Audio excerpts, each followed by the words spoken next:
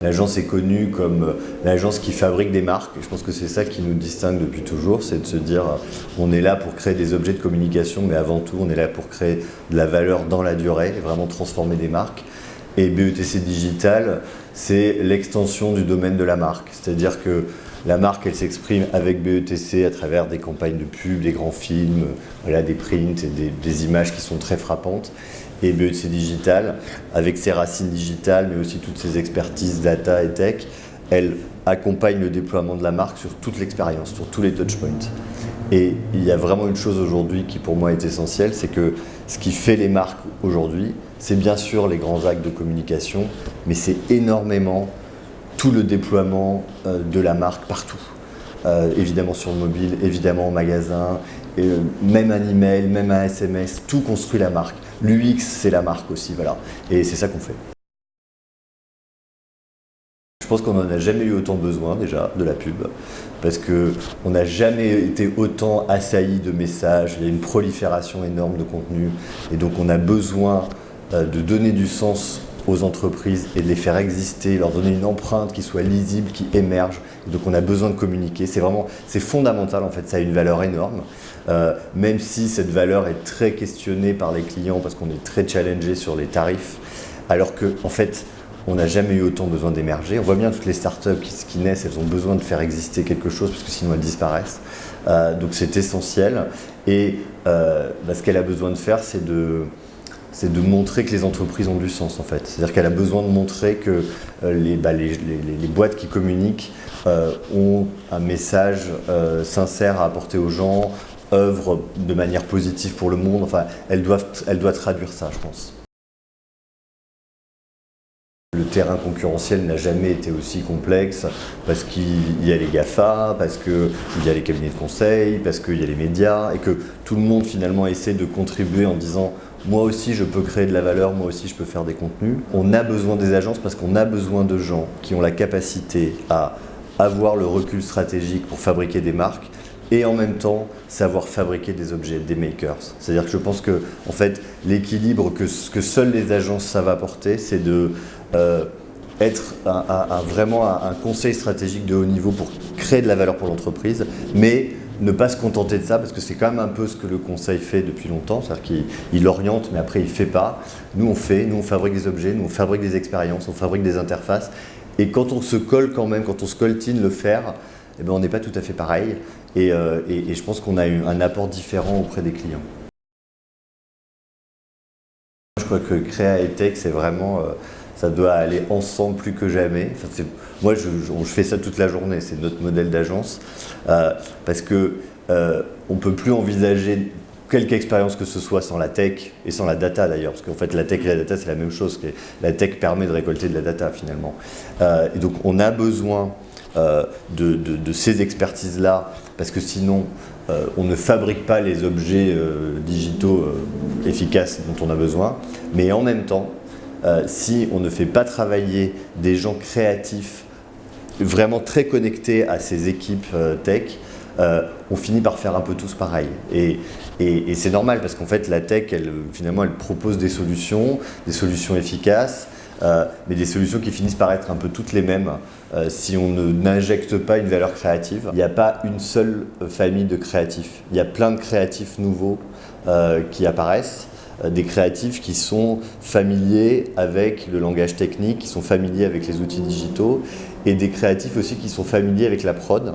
Et tout ça, nous on appelle ça beaucoup des creative makers, qui sont des gens qui sont capables de à la fois avoir des idées, qui sont des idées pour faire émerger les contenus, et en même temps qui sont capables de se mettre dans la réalisation, qui sont capables de produire, qui sont capables aussi de travailler avec des gens du X, qui travaillent avec des gens de tech pour que leurs idées concrètement soit mise en œuvre directement et pas j'ai une idée puis après l'intendant suivra. Je pense que ça change beaucoup les choses. C'est-à-dire que en fait, le fait d'avoir un impact très concret, très précis vraiment sur les objets qu'on fabrique quand on est créatif, c'est pas tout à fait les mêmes profils que le très grand créatif qui jette une idée sur le papier et puis attend que d'autres produisent. Un très grand créatif, moi j'ai remarqué, tu lui dis en fait il faut inventer un message pour une landing page.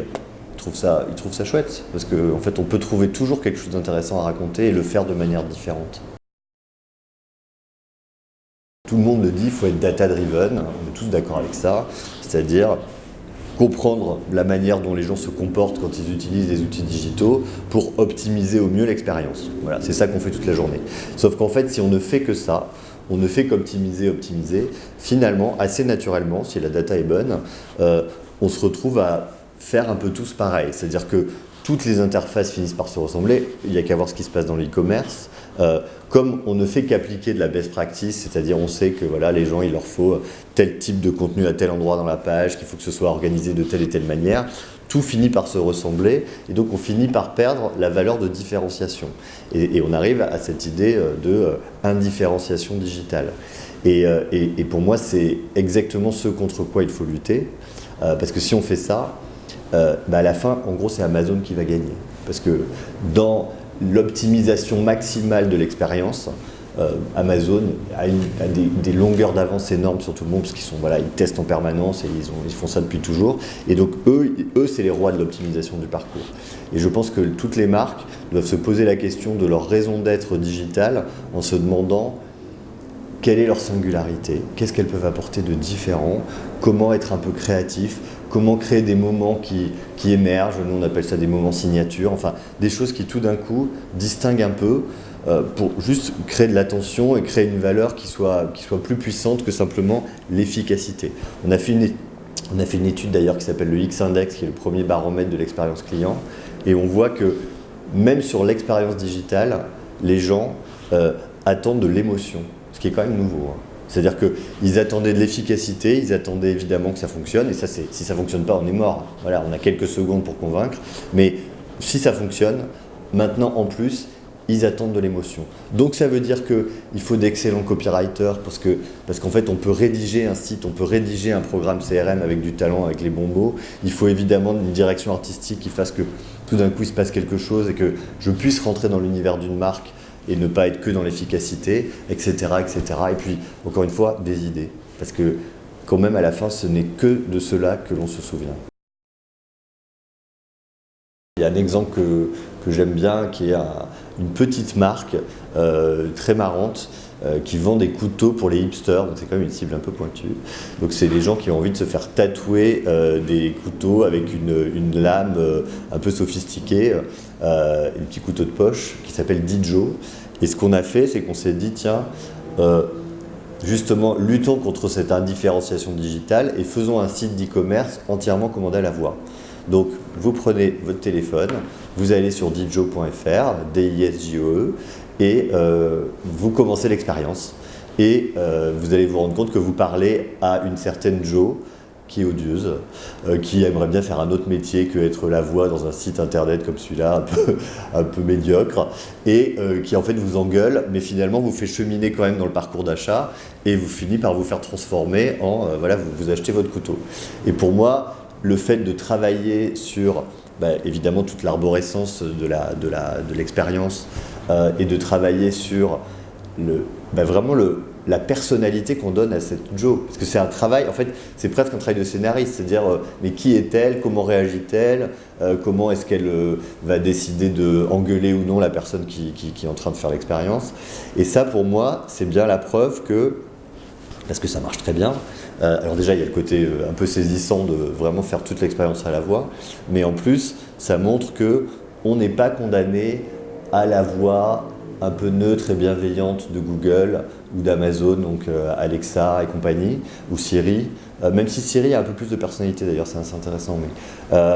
Et on peut apporter de la valeur et finalement donner aux gens une raison d'utiliser ce site-là plutôt qu'un autre, parce que le couteau, ils pourraient l'acheter ailleurs, sauf que là, on leur fait vivre une expérience. Et vraiment, les gens sourient, ils se marrent, ça crée quelque chose, et ça, c'est une façon de créer de la valeur de marque, en fait. On ne fait pas de campagne, mais pourtant, en réalité, finalement, c'est un acte de com. C'est quoi la voix de Sephora ? Qu'est-ce qu'elle a de différent de ce que ferait n'importe quel de ses concurrents, et pourquoi je vais m'y attacher. Et la voix, en fait, c'est un un sujet passionnant parce que il y a une valeur justement très émotionnelle. Pourquoi on aime bien écouter certaines voix à la radio? C'est parce qu'il y a du lien, parce qu'on est, on est un peu séduit. Et ben, il faut se poser cette question-là pour les marques, se dire tiens, qu'est-ce que je vais créer? Donc ça passe vraiment par la voix elle-même, qu'est-ce qu'on choisit, à quoi quelle est sa tessiture, enfin à quoi elle ressemble, et aussi évidemment le vocabulaire et aussi sa façon de s'exprimer. Enfin, c'est tout un univers. C'est génial, en fait, c'est un sujet passionnant parce que c'est comment est-ce qu'on déploie finalement une personnalité de marque, des valeurs, un esprit avec un nouvel outil. Et de manière générale, sur toute l'UX, il faut se poser cette question. Je pense que l'un des grands sujets, c'est quand même la responsabilité numérique, c'est-à-dire la prise de conscience des gens que l'usage des outils digitaux a un coût écologique et qu'on ne peut pas en faire abstraction. Quand les gens commencent à réaliser que regarder 1 heure de streaming, c'est l'équivalent de la dépense d'un frigo pendant 1 an en énergie, enfin, tout d'un coup, ça fait quand même des petits chocs, ou même l'envoi d'un email avec une pièce jointe, c'est 24 heures, je crois, d'une ampoule allumée. Enfin, c'est des chiffres de l'ADEME, mais ça fait quand même, tout d'un coup, des gens qui peuvent commencer à se dire est-ce que je ne dois pas limiter mes usages digitaux, et pas que parce que je deviens accro, mais aussi parce qu'il y a un impact écologique. Ou en tout cas, est-ce que je suis prêt à transiger? Enfin voilà, je pense que cette responsabilité-là, et finalement un digital plus propre, entre guillemets, plus écolo, je pense que c'est une tendance de fond qu'il faut vraiment prendre en compte.